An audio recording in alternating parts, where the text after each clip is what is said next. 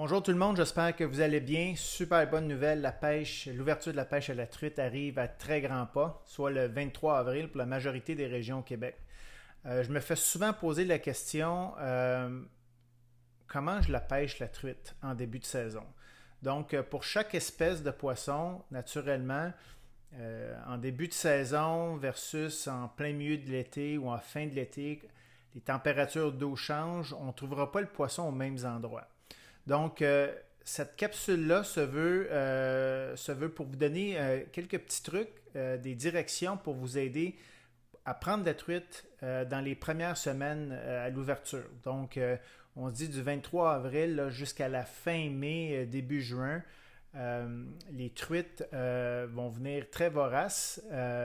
Ils ont été naturellement, le printemps arrive, l'appétit s'ouvre. L'eau est très froide. Donc, ce que le poisson va faire, son habitude, ce qu'il va essayer de faire, c'est de trouver des zones d'eau qui se réchauffent plus rapidement sur un plan d'eau. Donc, si on prend un lac, les premières régions à prospecter sont les... Naturellement, la truite ne sera pas dans très, très, très profond d'eau.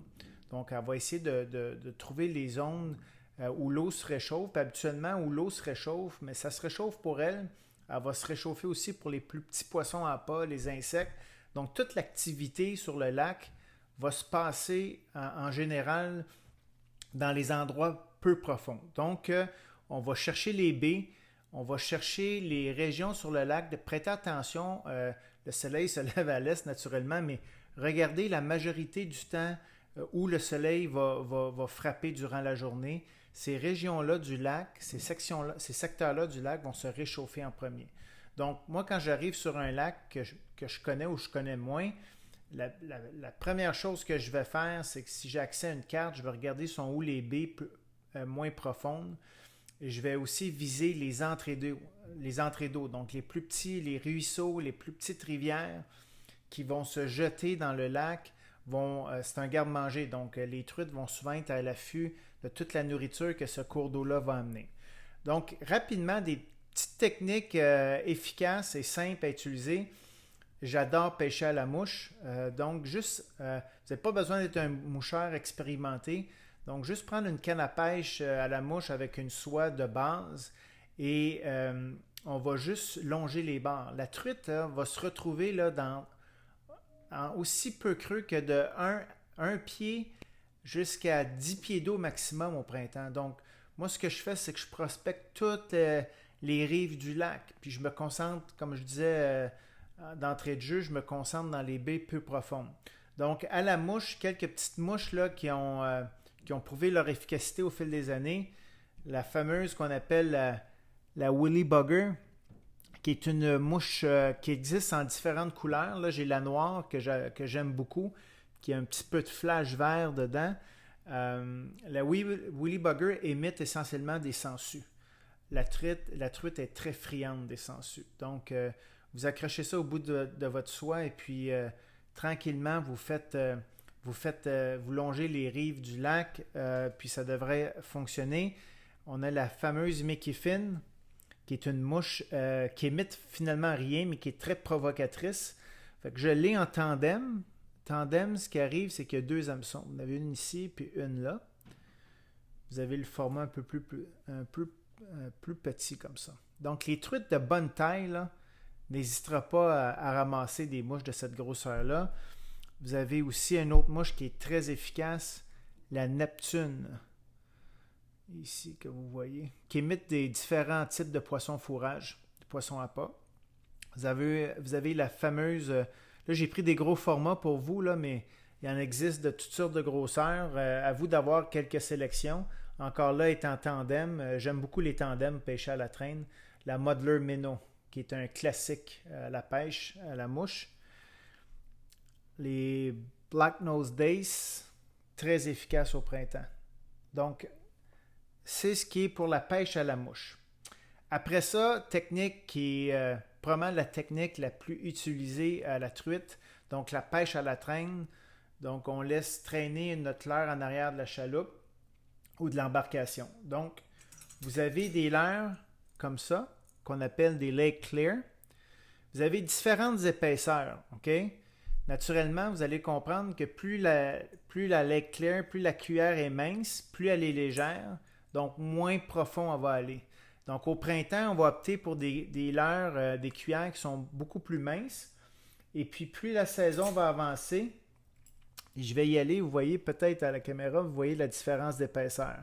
Donc plus l'eau va se réchauffer, plus la truite va descendre en profondeur pour trouver sa température préférentielle. Donc, la température préférentielle de la truite là, se situe entre 10 et 15 degrés Celsius, ce qui nous amène environ entre 50 et 60 degrés Fahrenheit.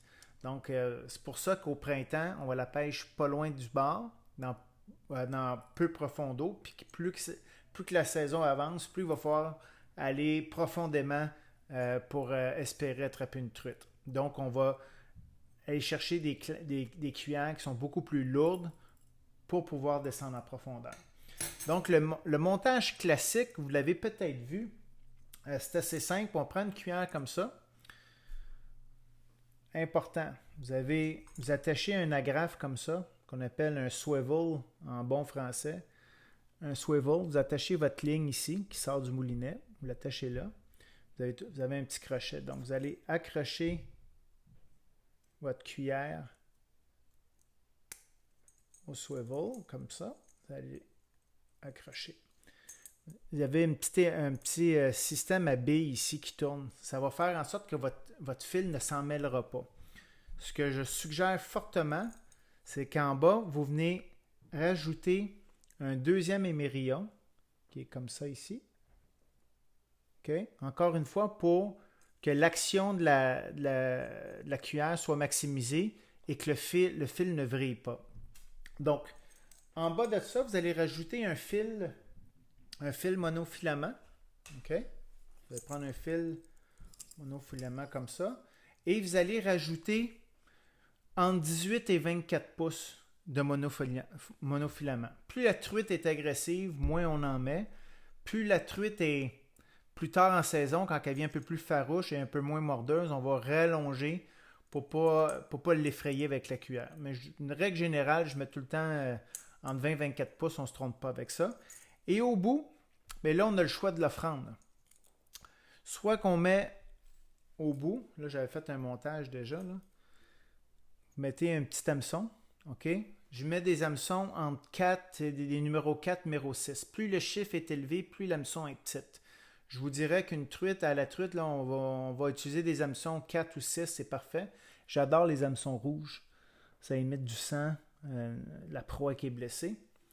Donc, au bout sur l'hameçon, on peut mettre le fameux ver de terre, on peut mettre une sangsue.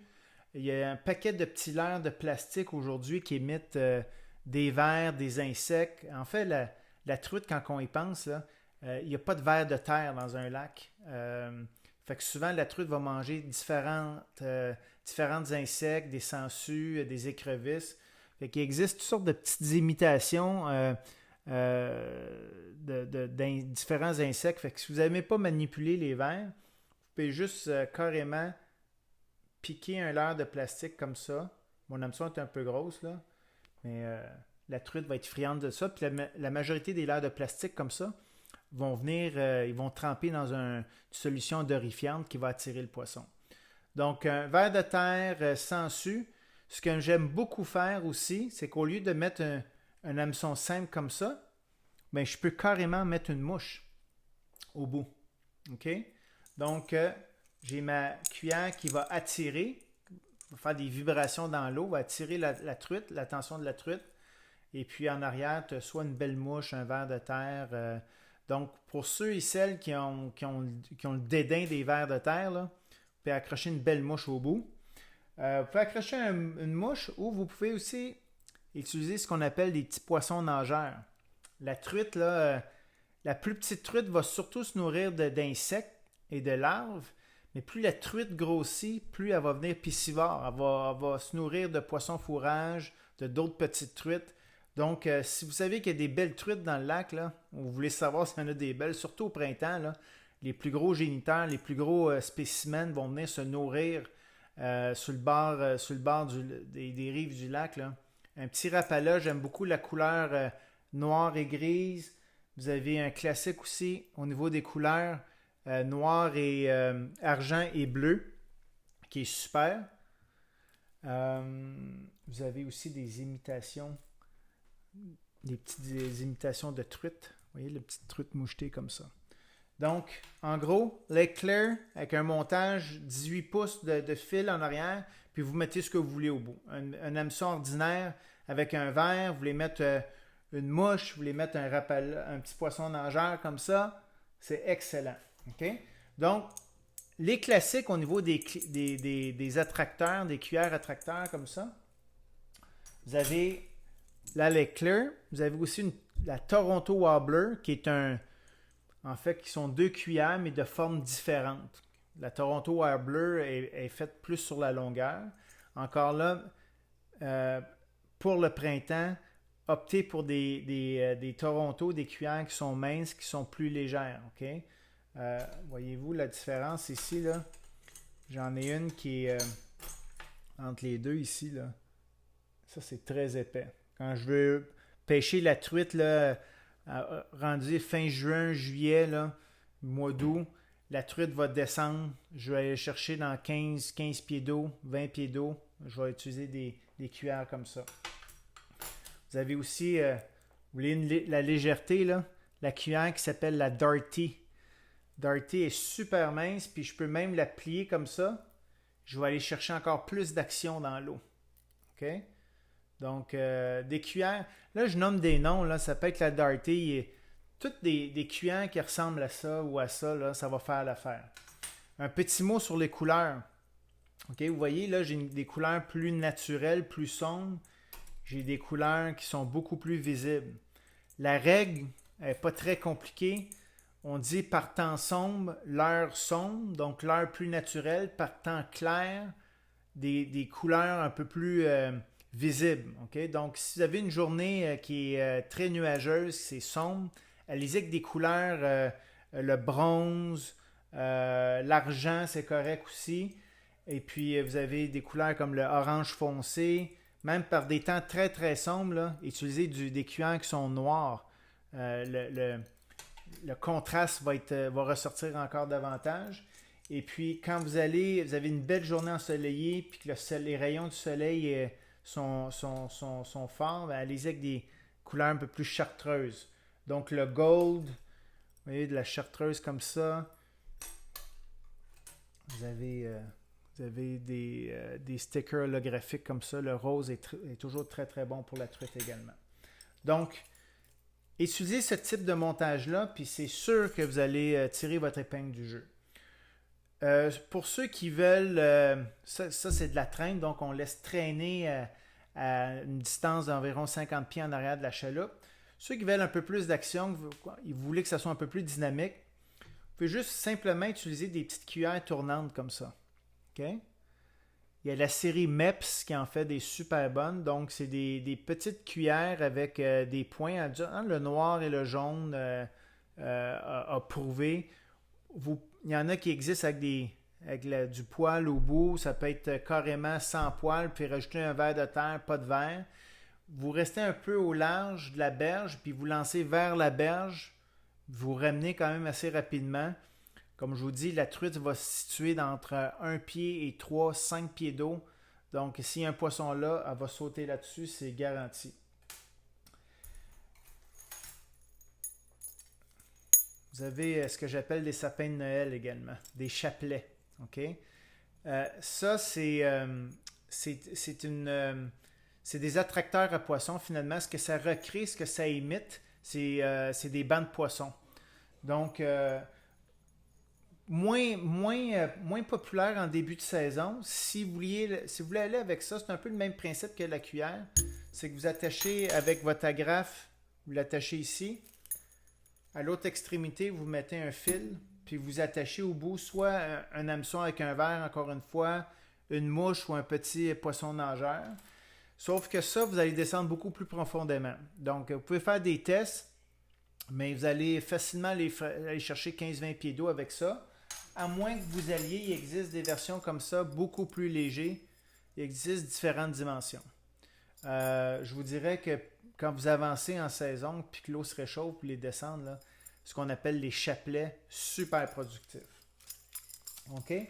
Donc, je vais revenir avec une autre vidéo bientôt. J'ai plusieurs personnes qui m'ont parlé. Écoute, Martin, peux-tu me montrer comment faire un nœud? Je ne sais pas comment faire un nœud. Donc, je vous reviens très, très, très vite avec une vidéo. Il existe 4000 nœuds, là. Je vais vous en enseigner 2-3 qui va faire en sorte que vous allez tirer votre épingle du jeu, peu importe la situation.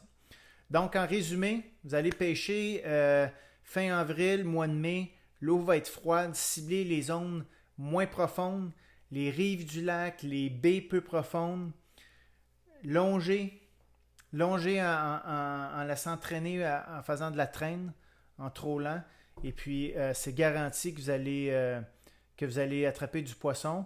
Fait que vers de terre, mais que ça peut être des poissons nageurs, vous pouvez mettre une mouche en arrière. C'est évident. Donc, allez-y avec des valeurs sûres, là, les Lake Clear, les Toronto Wobbler, 18 à 24 pouces d'un monofilament, puis vous attachez le leurre de votre choix, mouche, vers de terre, et puis ça devrait être bon. Puis comme dirait mon oncle Michel, mettez-vous du tape, 2 tours de tape sur les poignets, parce que c'est des techniques qui devraient porter leurs fruits, puis il y a des grosses truites qui devraient vous faire l'honneur de sauter sur votre leurre.